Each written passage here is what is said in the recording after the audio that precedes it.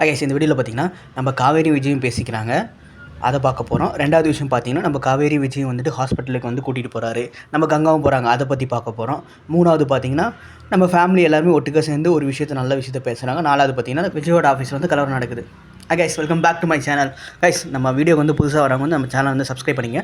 இன்றைக்கி பார்த்தீங்கன்னா நம்ம மகநிதியில் நம்ம காவேரி விஜயும் வந்துட்டு நல்லாவே பேசிக்கிறாங்க. ரொம்ப வந்து அது பார்க்க ரொம்ப வந்துட்டு நல்லா இருக்குன்னு சொல்லலாம். ரெண்டு பேருமே வந்துட்டு ஒரு டீப்பாக வந்து பேசுகிற மாதிரி தான் இருக்குது. ஏன்னா அவங்களோட ஃபியூச்சரை பற்றி பேசிகிட்டு இருக்காங்க.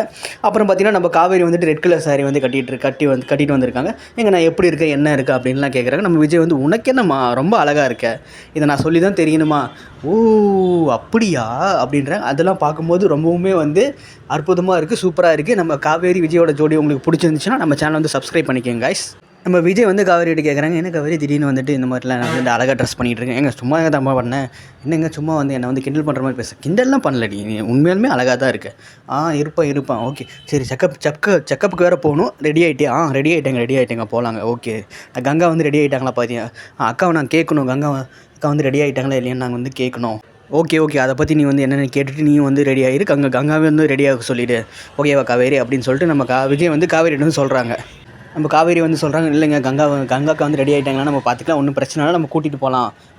சரி காவேரி ஓகே இப்போ என்னென்னு பாரு அப்படின்னு சொல்லிட்டு சொல்கிறாங்க. நம்ம விஜய் வந்து சரி அப்படின்னு போகும்போது வந்து நம்ம காவேரி வந்து விஜய் வந்து கட்டி பிடிச்சிட்டு போகிறாங்க. ஏன் என்னை கட்டி பிடிக்க மாட்டேங்கிறீங்க அப்படின்லாம் கேட்குறேன். என்ன அப்படிலாம் இல்லையா காவேரி அப்படின்னு சொல்லிட்டு கட்டி பிடிக்கிறார். ஏன் மூஞ்சி அப்படி வச்சுக்கிறீங்க, மூஞ்சே அப்படி தான் அப்படின்ற மாதிரிலாம் பேசிகிட்டு இருக்காங்க. அதெல்லாம் நல்லா இருக்குது கைஸ். கண்டிப்பாக வந்து விஜய் காவேரியோட அந்த ஒரு க்யூட்னஸான ஒரு விஷயம்லாம் நல்லாவே இருக்குது. இதெல்லாம் வந்துட்டு நீங்கள் கண்டிப்பாக பார்க்கணும் கைஸ், நல்லாவே இருக்குன்னு தான் சொல்லுவேன். ஏன்னா சூப்பராகவே நல்லாவே நடிக்கிறாங்க. எந்த ஒரு இதுவும் இல்லாமல் ஈகோ இல்லாமல் நல்லாவே நடிக்கிறாங்கன்னு சொல்லணும். கரெக்டாக செமையாக நடிச்சிட்டு இருக்காங்க. அப்படி உங்களுக்கு தோணுச்சுன்னா நம்ம கமெண்ட்டில் வந்து ரெட் கலர் ஹார்ட்டை வந்து கமெண்ட் பண்ணிட்டு போங்க கைஸ். அப்புறம் நம்ம வந்து விஜய் வந்து என்ன பண்ணுறதுன்னு தெரியாமல் முழிச்சிட்டு இருக்கா. அந்த பிரச்சனை ஒன்று ஓடிட்டு இருந்துச்சு, அதை பற்றி வேறு பேசலாமா வேணாமான்னு சொல்லிட்டு யோசிச்சுட்டு இருந்தார். ஏன்னா ப்ரெக்னென்சியாக வேறு இருக்கா காவேரி, அதனால் நம்ம வந்து பேச வேணாம் அப்படின்னு சொல்லிட்டு அவருக்குள்ளேயே வந்துட்டு முடிவு பண்ணிட்டாரு. காவேரி எதுவும் வந்துட்டு அதை பற்றி வந்து இப்போதைக்கு மைண்ட் பண்ணல. ஏன்னா இப்போதைக்கு வந்து அவங்களோட குழந்தை வந்து ஸ்கேன் பண்ண போகிறாங்க இல்லையா, அது ரொம்ப முக்கியம் அப்படின்னு சொல்லிட்டு யோசிச்சுட்டு இருந்தாங்க. அந்த ஸ்கேன் பண்ண போகிறது நம்ம விஜய் வந்து ரொம்பவுமே ஆசையாகவே இருக்கார். அந்த எப்படி வரப்போகுது ஸ்கேனு அப்படின்னு சொல்லிட்டு, ஏன்னா பாப்பா வந்து நான் பார்த்தே ஆகணும். என்னங்க எப்போ பார்த்தாலும் பாப்பானே சொல்லிட்டு இருக்கீங்க என்னங்க அப்படின்னு. கண்டிப்பாக பாப்பா தான் காவேரி அப்படின்னு சொல்லிட்டு சொல்கிறாரு. அடுத்து பார்த்திங்கன்னா நம்ம பாட்டி சும்மா இருக்க மாட்டாமல் நம்ம விஜய் வந்து நம்ம காவேரி வந்து கூட்டிகிட்டு போகிறேன் ஹாஸ்பிட்டலுக்கு அப்படின்னாரு. நான் கங்காவை கூட்டிகிட்டு போறியா அப்படின்னு கேட்டார். ஆமாம் அப்படின்னா, எதுக்கு நீ வந்து கூட்டிகிட்டு போகிற அவங்கள அப்படின்னு நம்ம பின்னாடி சாரதம்மா வந்து பார்த்துட்டாங்க.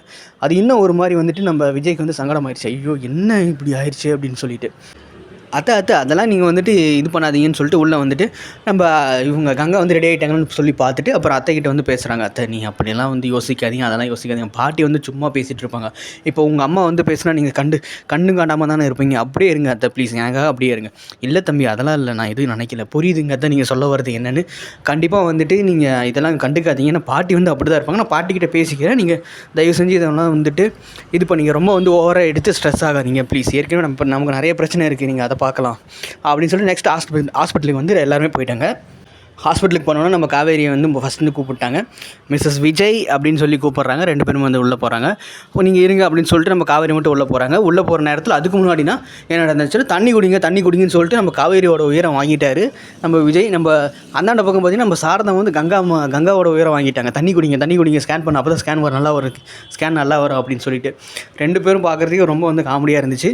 உள்ளே போன வாட்டி ஸ்கேன் பண்ணாங்க. ஸ்கேன் பண்ணிவிட்டு பார்த்தா நம்ம காவேரி அடம் பிடிச்சி நம்ம விஜய் வந்து கூப்பிட்டே ஆகும்னு சொல்லிட்டு நம்ம டாக்டர்கிட்ட அடம் பிடிச்சி கூப்பிட்றாங்க. எப்படியாவது வந்துட்டு என்னோடய ஹஸ்பண்டை வந்து கூப்பிட்டே ஆகணும், அவர் வந்து பார்க்கணும் ரொம்ப ஆசையாக இருந்தார். ஸோ தயவு செஞ்சு இந்த மாதிரி கூப்பிடுங்க டாக்டர்னு சொல்லி கூப்பிட வச்சு நம்ம விஜயை வந்து அந்த ஸ்கேனை வந்து பார்க்க வச்சுட்டாங்க. நம்ம விஜய் வந்துட்டு அதை பார்த்துட்டு ரொம்பவுமே வந்துட்டு ரொம்ப ஹாப்பி ஆகிட்டார். ஏன்னா அவரோட குழந்தை இல்லையா, அது ஃபஸ்ட்டு வந்து பிறந்த ஒரு குழந்தை, அதனால் ரொம்பவுமே வந்து ஹாப்பி ஆகிட்டார். அந்த ஸ்கேன் பார்த்தோன்னே கை காலெலாம் இப்படிலாம் இருக்குது அப்படி இப்படின்னு சொல்லிட்டு ரொம்ப வந்து நல்லா இது குஷியாகிட்டார் நம்ம விஜய். அடுத்து பார்த்திங்கன்னா நம்ம கங்காவை கூப்பிட்றாங்க. கங்கா உள்ளே போன வாட்டி டாக்டர் வந்து கேட்குறாங்க, இந்த மாதிரி உங்கள் ஹஸ்பண்ட் வந்திருக்கிறாரா, இல்லைங்க அவர் வரல, ஃபாரினில் இருக்கார். ஓ அப்படியாம்மா, சாரிம்மா தெரியாமல் கேட்டேன். பரவாயில்ல டாக்டர் அப்படின்னு சொல்கிறேன். ஏன்னா உன் தங்கச்சி வந்து கூப்பிட்டா இல்லையா அவங்க ஹஸ்பண்டு, அதனால தான் நானும் கேட்டேன், நீ தப்பாக நினச்சிக்காது. அதெல்லாம் ஒன்றும் இல்லை டாக்டர் பரவாயில்ல விடுங்க அப்படின்னு சொல்லிட்டு விட்டுட்டாங்க. அப்புறம் வெளியே வந்த வாட்டி அழுகுறாங்க. என்னென்னா நம்ம குமரனை நினச்சி அழுகுறாங்க. குமரன் வந்து இல்லையே, அவர் வந்து ரொம்ப சந்தோஷப்பட்டார் நான் வந்து ப்ரெக்னென்ட் ஆனதுக்கு. இப்படிலாம் வந்து நடக்கணும்னு சத்தியமாக நான் எதிர்பார்க்கவே இல்லை. பரவாயில்ல விடுங்க, அதனால் என்னங்க, அவர் உங்களுக்காக தானே வந்துட்டு மலேசியா போயிருக்கார் அப்படின்னு சொல்லிட்டு நம்ம விஜய் வந்து சொல்கிறாரு. கண்டிப்பாக வந்து அவர் திரும்ப வருவாருங்க, கவலைப்படாதீங்க அப்படின்னு சொல்லிட்டு நம்ம கங்கா கிட்ட வந்து அவர் வந்து விஜய் வந்து ஆறுதல் சொல்லிட்டு இருக்காரு.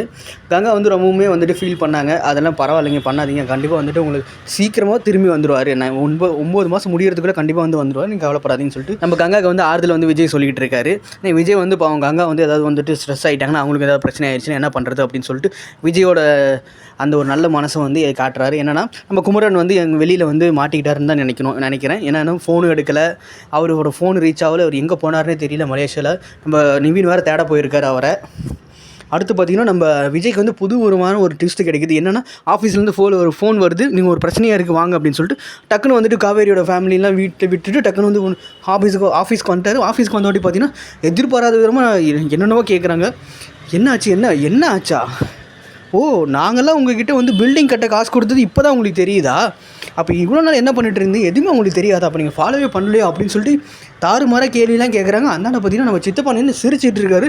நம்ம விஜய் கிட்ட கேள்வி கேட்குறது இவருக்கு என்னென்னு தெரியல, அவ்வளோ ஒரு சிரிப்பாக இருக்குது. ஏன்னா அவர் வந்து விஜய் நல்லாவே இருக்கக்கூடாதுன்னு நினைக்கிற ஒரு ஆள்.